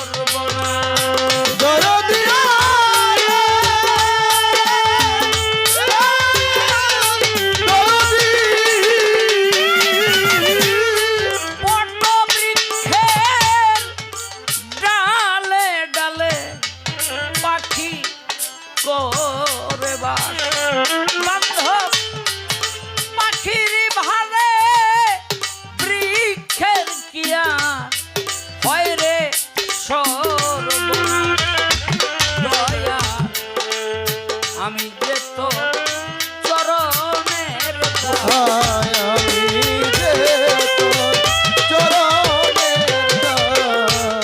আমি যে তো চরণের দাস ওই চরণে কেন বসতাম না ভালোবাসার আর কেউ থাকলে ধরে ভালোবাসতাম না। আরে যাওয়ার যদি জায়গা রে থাকতো তোর দুয়ারে আসতাম না। ভালোবাসার আর কেউ থাকলে তোরে ভালোবাসতাম না। আরে যাওয়ার যদি জায়গা রে থাকতো, যাওয়ার যদি জায়গা রে থাকতো। দরদিয়া রে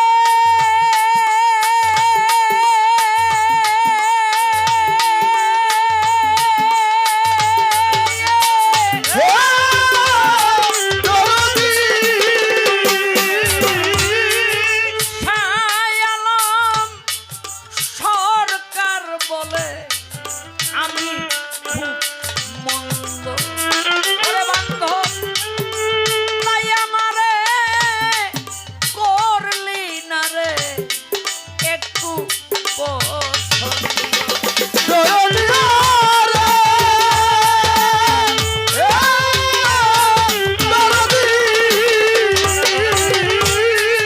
শায়ালম সরকার বলে আমি খুব মন্দ তাই আমারে করলি না রে একটু পছন্দ দয়া দুয়ার রাখলে রে বন্ধু দয়ার দুয়ার রাখলে রে বন্ধু। দয়ার দুয়ার রাখলে রে বন্ধু প্রাণে আমি বাঁচতাম না ভালোবাসার আর কেউ থাকলে ধরে ভালোবাসতাম না। আরে যাওয়ার যদি জায়গা রে থাকতো তোর দুয়ারে আসতাম না। ভালোবাসার আর কেউ থাকলে তোরে ভালোবাসতাম না।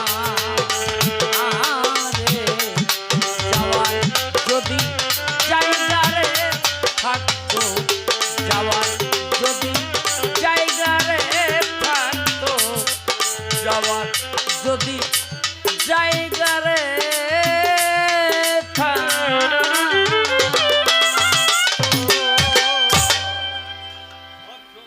জবাব করেছে। আবার কিছু কথাও বলে গেছে। কি সাধক রজব আলী দেওয়ান সাহেব তার গানের শেষ অন্তরায় তিনি বলেছে, সাধক রজব বলে জনম বিফল, আসল নামাজ হইল কই। আসল নামাজ হইল কই। এখন ওনার কথা হচ্ছে যে এত বেশি বুঝা লাভ হইল কি, এত বেশি বুঝা তার জনম বিফল, লাভ হইল কি। এই যে যারা বেশি বুঝে হ্যাঁ এই দশাই হয়, এই যে ওনার মতো দশা হয় যারা বেশি বুঝে, এই যে বুঝে না এটাও বুঝে না। যারা জ্ঞানী, যারা জ্ঞানী তারা সবসময় নিজেকে ছোট করেই রাখে নাকি। যার জ্ঞান বেশি একই কখনো বইলা বেড়ায় আমি অনেক জ্ঞানী, আমি অনেক জ্ঞানী, কেউ বলে সে আরো বলে আমি কিছুই জানি না, নাকি বাবা। সে বলে আমি কিছুই জানি না। তার জনম বিফল না সফল সেটা উনি ভালো করেই জানে, কিন্তু তিনি কথা বোঝানোর জন্য বলেছে আমার জনম বিফল, আমি আসল নামাজি পারলাম না, আমার আসল নামাজি হলো না। এ আপনি যে বুঝেন না এটাও বুঝেন না। ও না, আপনি বেশি বুঝেন, বেশি বুঝলে এমনই হয়। এবার আরেক কথা বলছে, জামাই নিয়ে ঘুমাই থাকো কে,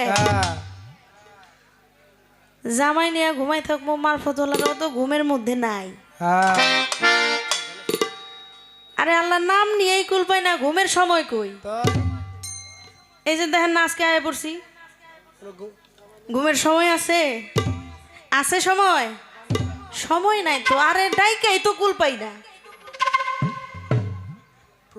এই ঘুম টুম আপনারা ভালো বুঝেন, এই জন্য মুখ দিয়ে বাইরে যায় টপ টপ ঘুমের কথা ভালো জানেন, ভালো বুঝেন। ঘুম আমরা জানিও না, বেশি আহেও না, কারণ আরে ডাইকাই তো কুল পাই না।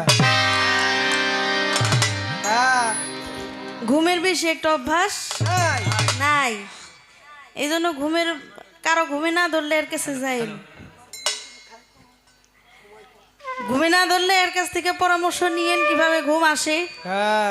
কারণ মারিফতের লোকেরা খায় কম, ঘুমায় কম, কথা বলে কম, নির্জনে বসে থাকে। এই ঘুমের পরামর্শটা নিয়ে নিন। আরো অনেক কথা আছে, আস্তে ধীরে বলবো। খুবই চমৎকার দুটি প্রশ্ন করেছে, তার মীমাংসাও আমি দেওয়ার চেষ্টা করব সাধ্যমতো। একটি গান আগে আমার পালা থেকে করি।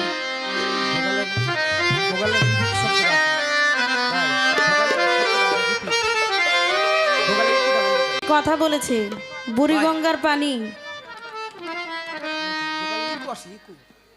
বুড়িগঙ্গার পানি নষ্ট হয়েছে, 2 কোটি মানুষ মলমূত্র ত্যাগ করে। আচ্ছা, বুড়িগঙ্গার পানি তো ধলেশ্বরী নদীর লগে একত্রিত হয়েছে না? বুড়িগঙ্গার পানি ধলেশ্বরী নদীর সাথে একত্রিত হয়েছে, তাহলে এটা ক্লিয়ার হইল নাকি? এটা আপনার কাছে প্রশ্ন। নদী মিলিত হয় সাগরের সাথে নাকি? সাগরের সাথে মিলিত হয় না, একটার পরে একটা শাখা তো আছে, তাহলে এটা পবিত্র হইল না? এটা এমন ঘোলা, এটা কেন? কারণ কি? মিলিত তো হয়েছে ভালো একটা নদীর সাথে, তাহলে ভালো লগে থাকে, এটা এখনো খারাপ আছে কেন? এটা আপনার কাছে প্রশ্ন কইবেন। ওরে মারফত হইল ভেদের গোড়া, মারফত হইল ভেদের গোড়া, খোদার পরিচয় খোদা আল, মারিফতে রয় খোদা আল, মারিফতে রয়, মারিফতে রয় খোদা আল, মারিফতে রয়। মারফত হইল ভেদের গোড়া, মারফত হইল ভেদের গোড়া, খোদার পরিচয় খোদা আল, মারিফতে রয় খোদা আল, মারিফতে রয়, মারিফতে রয় খোদা আল, মারিফতে রয়।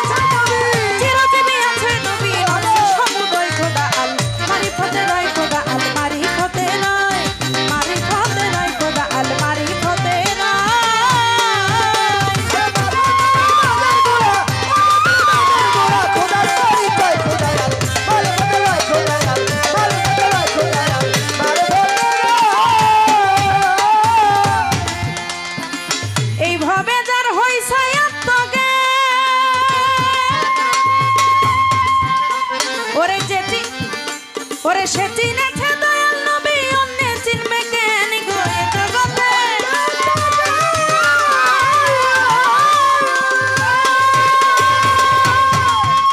ওরে সে চিনেছে আল্লাহ নবী অন্য চিনবে কেন ওরে সর্বব্যাপী আছে খোদা সর্বব্যাপী আছে খোদা চিনা বিসম্বাই খোদা আল মারিফতে রায় খোদা আল মারিফতে রায় মারিফতে রায় খোদা আল মারিফতে রায়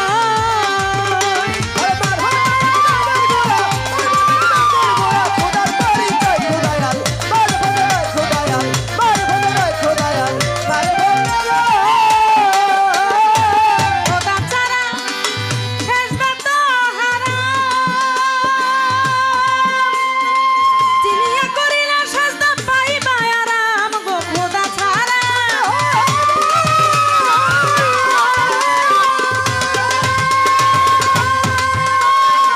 চিনিয়া করিলা সাজদা পাইবা আরাম হযরত জওহর বলে না চিনিলে জওহর বলে না চিনিলে সাজদা বৃথা যায় খোদা আল মারিফতে রায় খোদা আল মারিফতে রায় মারিফতে রায় খোদা আল মারিফতে রায়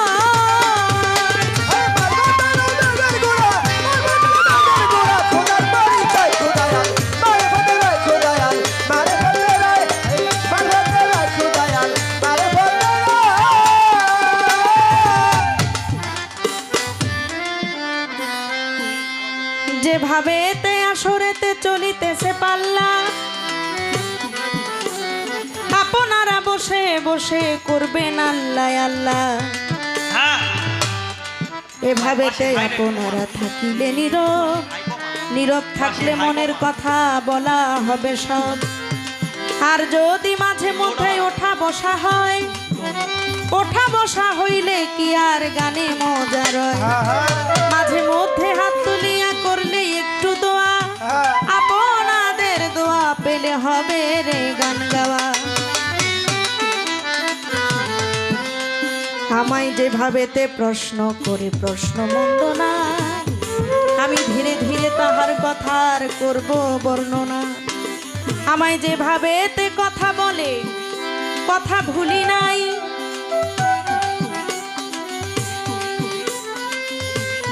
তাহার কথার জবাব দিব আসরে দাঁড়াই অনেকগুলো কথা বলেছে কি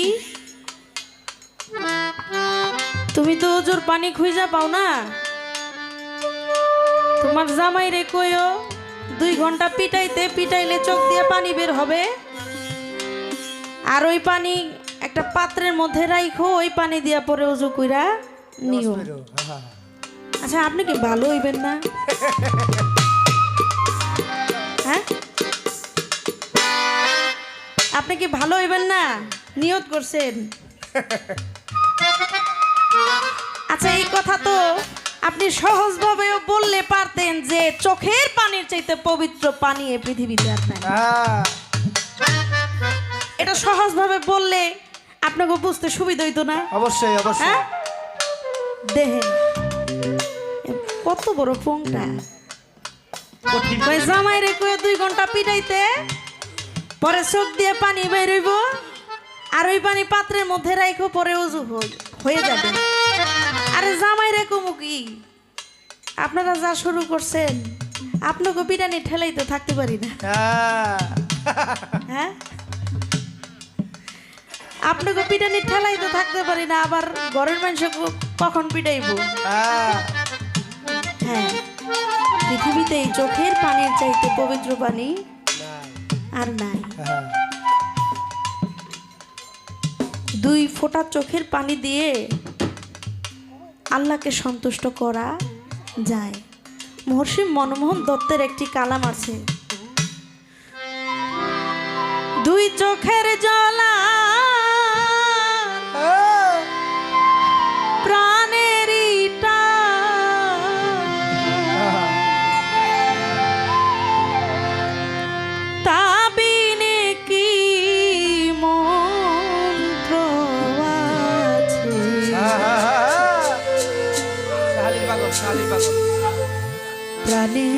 প্রাণ কাছে রাখিনি রে টেনে গোয়ানে, প্রাণের প্রাণ কাছে। আপনি অনেক কিছু দিয়েও সবাইকে সন্তুষ্ট করতে পারবেন না, কিন্তু 2 ফোঁটা চোখের পানি দিয়ে অনেক কিছু জয় করা সম্ভব। চমৎকার প্রশ্ন করেছে আমার কাছে। কি তুমি তো অজুর পানি খুঁজে পাও না, কিন্তু এমন একজন মস্ত বড় আউলিয়া ছিল, তিনি তার রক্ত দিয়ে অজু করেছে।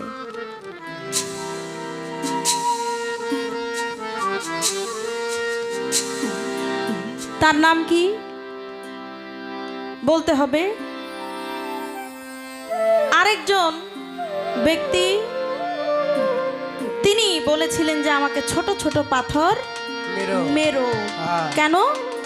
কারণ বড় পাথর মারলে আমার শরীর থেকে রক্ত বের হলে আমার অজু নষ্ট হয়ে যাবে। ওই ব্যক্তিকে কারণ ছিল কি? যিনি রক্ত দিয়ে অজু করেছিলেন তার নাম হচ্ছে মনসুর হাল্লাজ। তার নাম মনসুর হাল্লাজ। তাকে যখন ঘোষণা করলো ফাঁসি দেওয়া হবে, হত্যা করা হবে, তখন তার হাত কাটা রক্ত দিয়ে তিনি অজু করেছিলেন। হাত কাটা রক্ত দিয়ে তিনি অজু করেছিলেন আর বলেছিলেন, প্রেমের হাকিকি নামাজ রক্ত ছাড়া হয় না। প্রেমের হাকিকি নামাজ রক্ত ছাড়া সম্ভব না। তিনি কেমন নামাজ পড়েছে, কেমন আল্লাহ প্রেমে মশগুল হয়ে গেছে, তার পোড়া ছালি থেকেও আনাল হক শব্দ ভেসে উঠেছিল। নামাজ এইভাবেই পড়তে হয়, অজু এইভাবেই করতে হয় যে নিজের বলতে আর কিছু থাকে না, নিজের বলতে কিছু আর থাকবে না। সেই ব্যক্তি হচ্ছে মনসুর হাল্লাজ, যিনি নিজের রক্ত দিয়ে অজু করেছিলেন। কোন অজু? প্রেমের হাকিকি নামাজের অজু।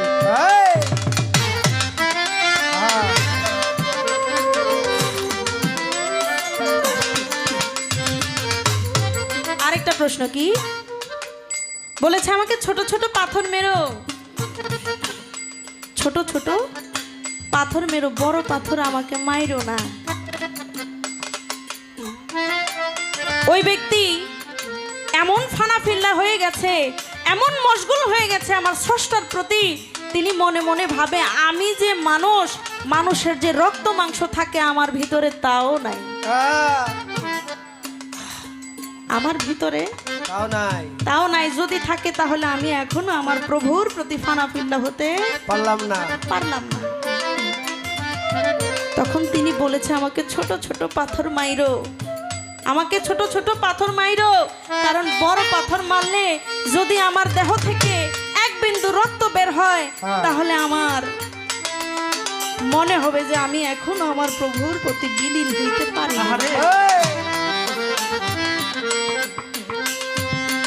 আমি এখনো আমার প্রভুর প্রতি বিলীন হইতে পারি নাই, আমি এখনো ফানাফিল্লা হইতে পারি নাই। তাই তোমরা দয়া করে আমাকে ছোট ছোট পাথর।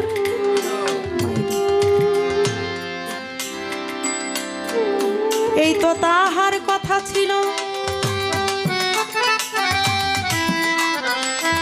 করে দিলাম শেষ।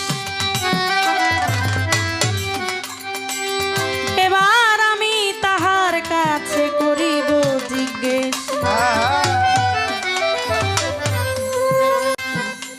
আমার গানের মধ্যে একটি কথা হযরত গওহার শাহ তিনি গানের মধ্যে বললেন, মারফত হইল ভেদের গোড়া, খোদার পরিচয় খোদা আল মারিফতের। খোদা ছাড়া সেজদা তো হারাম, চিনিয়া করিলে সেজদা পাইবা আরাম। হযরত গওহার বলে, না চিনিলে সেজদাই বৃথা যায়। আচ্ছা, শরীয়তের আলেমরা হচ্ছে 5 ওয়াক্ত পাঞ্জেগানা নামাজ আদায় করে, এটা আমরাও করি। আমরা সবাই 5 ওয়াক্ত পাঞ্জেগানা নামাজ আদায় করি, এটা করতে হবে। আল্লাহ বলেন, যেই ব্যক্তি আমাকে দুনিয়ায় দেখলো না, কাল হাসরের মাঠে সে আমাকে দেখবে না, সে অন্ধ হয়ে উঠবে। আমার রাসূল পাক যখন মেরাজে গেলেন, মেরাজে গিয়ে আল্লাহর সাথে দেখা সাক্ষাৎ কথাবার্তা বললেন, আমার হুজুর পাক বললেন, ইয়া বারে এলাহি, তোমার সাথে আমার সাক্ষাৎ হইল, আমার উম্মতের কি সাক্ষাৎ হবে না? তোমার সাথে আমার সাক্ষাৎ হইল, আমার উম্মতরা কি তোমাকে দেখার সৌভাগ্য হবে না? আমার আল্লাহ বলেছিলেন অবশ্যই হবে। আমার রাসূল বলেছিলেন কিভাবে হবে? আমার আল্লাহ বলেছিলেন 5 ওয়াক্ত পাঞ্জেগানা নামাজের মাধ্যমে, সালাতের মাধ্যমে তোমার উম্মতরা আমাকে দেখবে। আপনার কাছে আমার একটু জানার বিষয়, এই যে সেজদা, আল্লাহ ছাড়া তো সেজদা কাউকে করা যায় না। এই যে সেজদাটা দেন আল্লাহর, এই তো দেন, আল্লাহ দেখতে কেমন? আল্লাহ দেখতে কেমন? আল্লাহ রূপরেখাটা কি?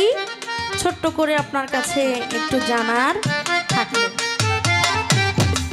আস্তে আরেকটা বিষয় আমি জানতে চাই আপনার কাছে, যেহেতু আমারে 2টা প্রশ্ন করছে, আমি আর একটা করব কেন? না আমরা একটা পারায়া করব না, কি বলেন আপনারা?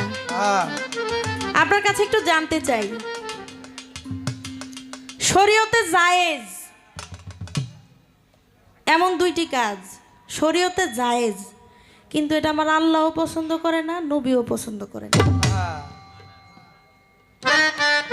আচ্ছা, আল্লাহ পছন্দ করে না এমন জিনিস যদি আমরা করি, আমরা বান্দার কাতারে থাকবো না?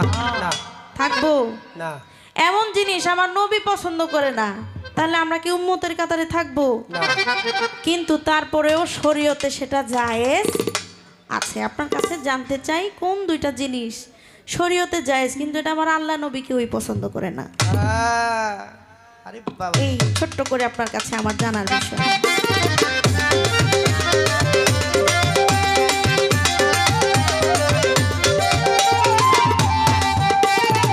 খোদা ছাড়া সেজদা তো হারাম,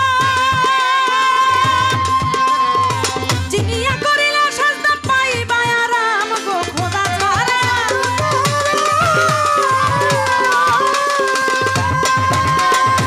জিনিয়া করিলে সেজদা পাইবা আরাম। হযরত গৌহর বলে না চিনিলে, গৌহর বলে না চিনিলে সেজদা বৃথা দেয় খোদা। মারিফতে নয় খোদা, আল মারিফতে নয়, মারিফতে নয় খোদা, আল মারিফতে নয়।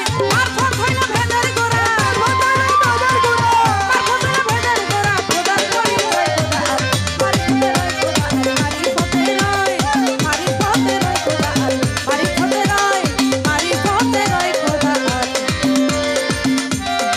মারিফতে নয়।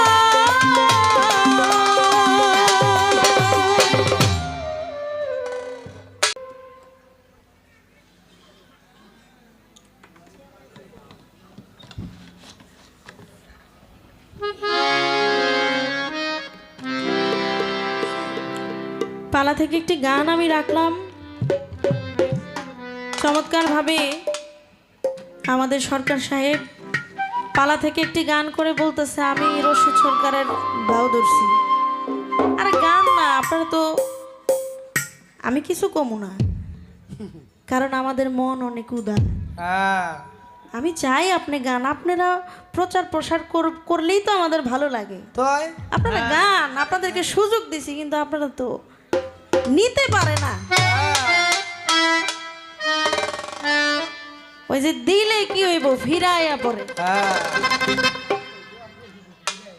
দিলে কি হইব, মানে জায়গা মতো যায় না, এটা আবার রিটার্ন আইসে বলে। গান চমৎকার একটি গান করলেন, যাওয়ার যদি জায়গা থাকতো তোর দুয়ারে আসতাম না, ভালোবাসার আর কেউ থাকলে তোরে ভালো বাসতাম না। চমৎকার একটি গান, কিন্তু কথা হইলো এটা কেমন স্বার্থপর হয়ে গেল না কথাটা, নাকি? মানে আর কেউ থাকলে আর আইতো না, ভালো বাসতাম না, মানে পাই নাই দিকে আইছে, আর পাইলে আসতো না, আইতো না। পুরাটাই সার্থক। এ মানুষটাই স্বার্থপর, বুঝছেন নি? এই মানুষটাই স্বার্থপর। ভালো যান, ভালো হইতে পয়সা লাগে না। একটি গান আমি চেষ্টা করছি রাখার।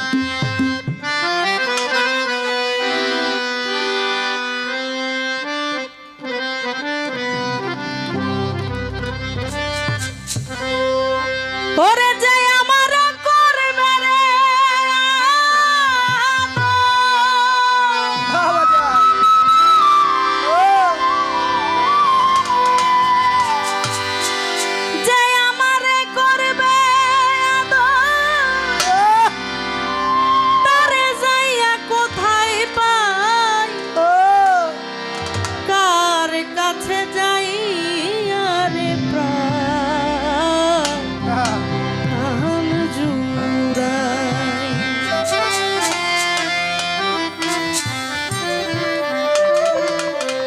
আমার মন বান্ধব ভাবে নাই, কার কাছে যাই আরে প্রাণ জুড়াই। যে আমারে করবে রে আদর, যে আমারে করবে আদর, তারে যাইয়া কোথায় পাই, কার কাছে যাইয়া রে প্রাণ জুড়াই। এমন বান্ধব হবে নাই, কার কাছে যাইয়া রে প্রাণ জুড়াই।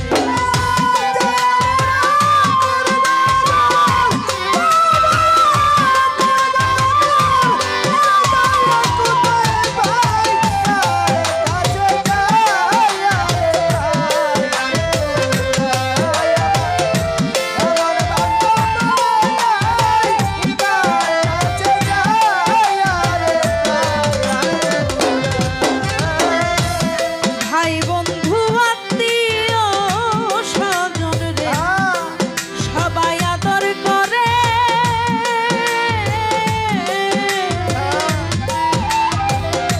মার মতো আর নাই দরদি যে রাখছিল ধরে।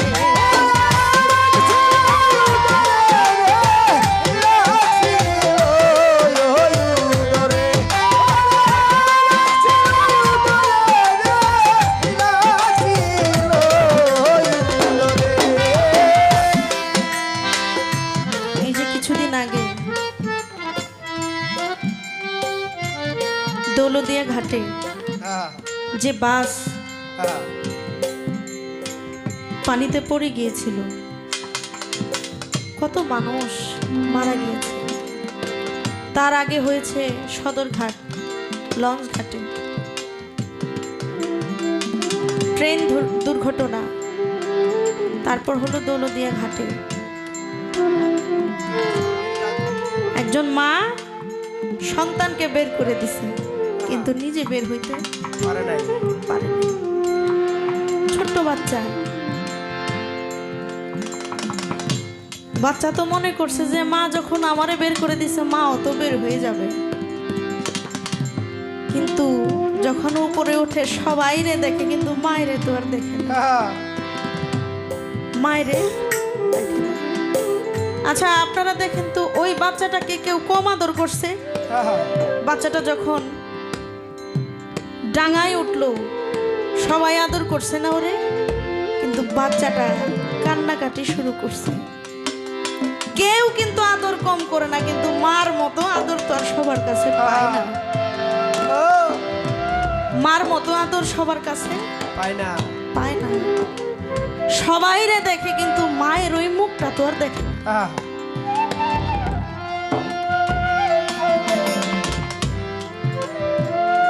দুই ভাই রাস্তা দিয়ে হাঁটে,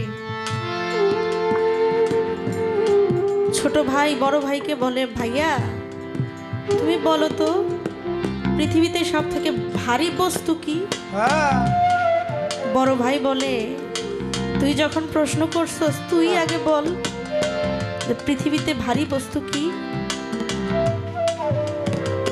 ছোট ভাই বলে, কি হবে? লোহা অথবা পাথর, এটার চেয়ে ভারী তো আর কিছু নাই। এবার তুমি বলো পৃথিবীতে ভারী বস্তু কি? বড় ভাই বলে, ভাই রে তুই অনেক ছোট ছিলি, হঠাৎ দেখি বাড়িতে অনেক লোকজন, অনেকে কান্নাকাটি করে, আমিও তেমন একটা বুঝি না। সবাই আমাকে ডাক দিল, তোমার বাবার খাটিয়াটা একটু ধরো, আমি ধরলাম। এবার ডাক দিল, এই কবরের মধ্যে তুমি মাটি দাও, তুমি বাবার প্রথম সন্তান, মাটি দাও। আমি দিলাম, তখন বুঝি নাই রে ভাই, তখন আমি বুঝি নাই, কিন্তু যখন মাটি দিয়ে আসছি আমার বাবারে আর আমি দেখি ভাইরে, সবাই রে দেখি, পাড়া প্রতিবেশী, চাচা বা আমার বাবার সমতুল্য যারা, তারা সবাই আমারে বলে যে আমি তোমার বাবার মতো, আমি তোমার বাবার মতো, তোমার কিছু প্রয়োজন হলে আমার কাছে আইসো। তারা বলে, কিন্তু আমার বাবারে তো আর আমি দেখি না। আমি যেদিন খাটিয়াটা ধরেছিলাম আমার মনে হয়েছে যে আমি মনে হয় পৃথিবীতে সব থেকে ভারী বোঝাটা আমার কাঁধে নিলাম। ভাইরে, এর চাইতে ভারী বোঝা আর কিছু হইতে পারে না। একজন সন্তানের কাঁধে পিতার লাশ, একজন পিতার কাঁধে পুত্রের লাশ, এর চাইতে ভারী বোঝার পৃথিবীতে কিছুই হয় না। পৃথিবীতে বাইচা থাকার জন্য অনেক কিছুই আছে, অনেক মুখ আছে, কিন্তু যারে আমি ভালোবাসি, আমার বাবা, আমার মা, তার মতো তো আর আমি কাউকে দেখি না। তার মতো আদর, তার মতো স্নেহ, তার মতো ভালোবাসা পৃথিবীতে কেউ আর দিতে পারবে না। তাই গানের মধ্যে বললেন, ভাই বন্ধু আত্মীয় স্বজন রে সবাই আদর করে,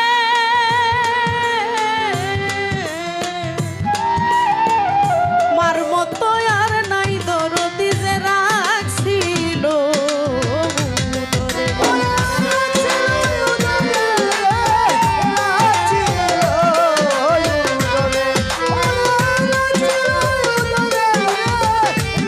ছিল